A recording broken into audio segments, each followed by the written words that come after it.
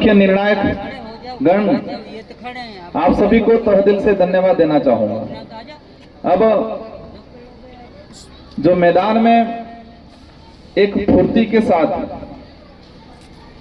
एक जुनून के साथ और मन में डर भी होगा, एक उत्साह भी होगा, जो खिलाड़ियों ने जो शानदार प्रदर्शन किया, सारे खिलाड़ियों को मैं दिल से धन्यवाद देना चाहूंगा। आपने रोमांचक बनाया इस मैच को। ये जो धरती है, शिक्षा के लिए पूरे देश में जाना जाता है। मैं और हमारे पूर्व वक्ताओं ने नारे लगाए, नाना भाई खाट, काली भाई कलासुआ, सेंगा भाई रोत। कई बच्चों को जानकारी होगा, कई बच्चों को जानकारी नहीं होगा। दुर्भाग्य है, हमारे देश का जो पाठ्यक्रम है, उस पाठ्यक्रम में इस घटना को व्यवस्थित और विस्तृत नहीं बताया गया, जिस वजह से हमारे बच्चे बहुत कम जान पाए हैं। लेकिन आसपास के जरूर पता है। काली भाई कलासुआ शायद 19 जून 1947 को आजाद हुआ हमारा देश, 15 अगस्त 1947 को।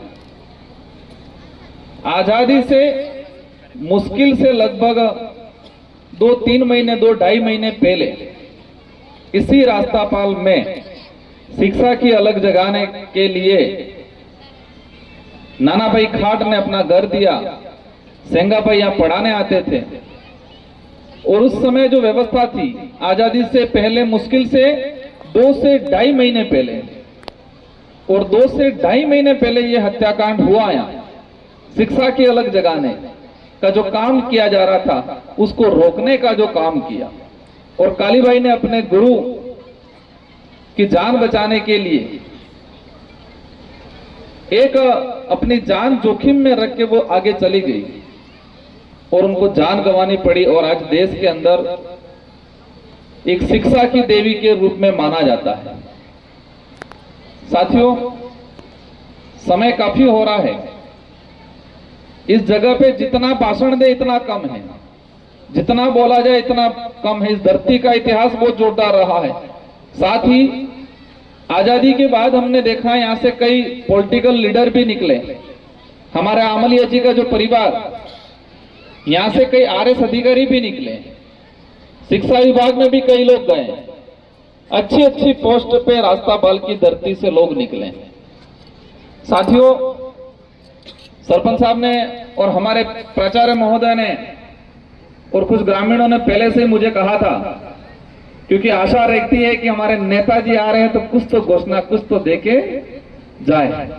बच्चों को भी रहती है, गांव वालों की भी रहती है, और मेरी भी मंशा थी।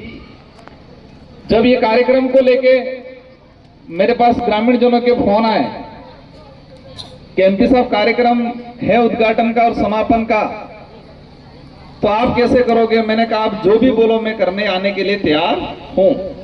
फिर कहा कि नहीं, उद्घाटन में टीआई मंत्री जी को बुला रहे हैं। मैंने कहा कोई दिक्कत नहीं, मैं समापन में आने के लिए तैयार हूं, क्योंकि मुझे भी लगा कि टीआईडी मंत्री जी आएंगे। टीआईडी डिपार्टमेंट का सालाना 3 से 4 हजार करोड़ रुपया डिपार्टमेंट को अलर्ट होता है।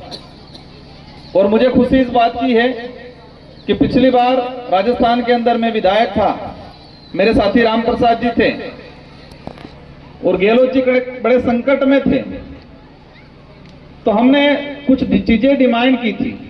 इसमें हमने कहा था कि महाराष्ट्र के अंदर ट्राइबल के लिए अलग से एक बजट एलोकेशन होता है, उसकी तर्ज पे राजस्थान के अंदर भी अलग से बजट अलॉटमेंट किया जाए। जो अनुच्छेद 335, अनुच्छेद 375 और केंद्रीय जो सहायता आती है और स्टेट का एक बजट बनता है, इसके अलावा एक अलग से बजट एलोकेशन पैकेज बनाओ।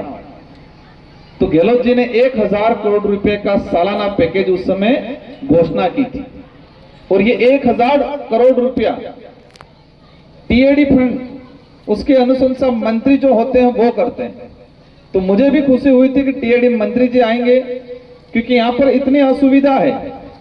मैं विधायक रहा, आज एमपी हूं, लेकिन हमारा एक सीमित दायरा है। हम कुछ चीजें दे सकते हैं, तो मुझे लगा टीएडी मंत्री जी आएंगे तो पर्याप्त मात्रा में कुछ बजट देंगे। मैंने सजेशन दिया कि ये उनको कहना, लेकिन पता नहीं किसी कारणवश नहीं आ पाए उद्घाटन में। लेकिन फिर भी रास्तापाल के साथियों से कहना है कि एक प्रपोजल बना के भेजना, क्योंकि बजट का अंबार है टीएडी डिपार्टमेंट के अंदर।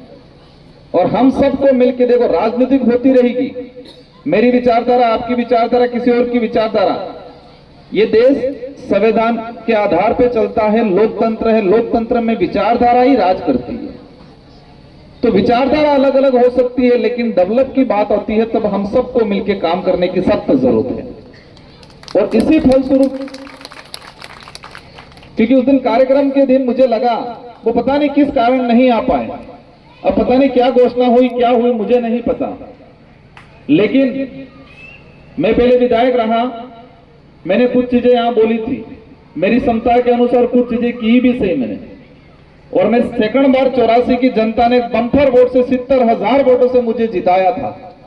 और उसी सत्र कुछ समय पहले कार्यक्रम हुआ था, तो मैंने उसी समय सेकंड बार जो विधायक जीता, इसके बाद ही मैंने यहाँ लाइब्रेरी की अनुशंसा कर रखी है विधायक कोटे से।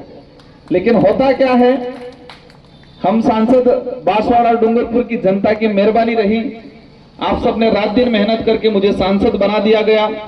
और सरकार ने राजस्थान के अंदर 5 विधायक जो सांसद बने और इस्तीफा दे दिया, उन 5 का बजट हमारे 1 साल का रोक लगाया। वो रोक सकते हैं लेकिन खत्म नहीं कर सकते। अब 5 जगह चुनाव होने हैं, उस हिसाब से रोक रखा है।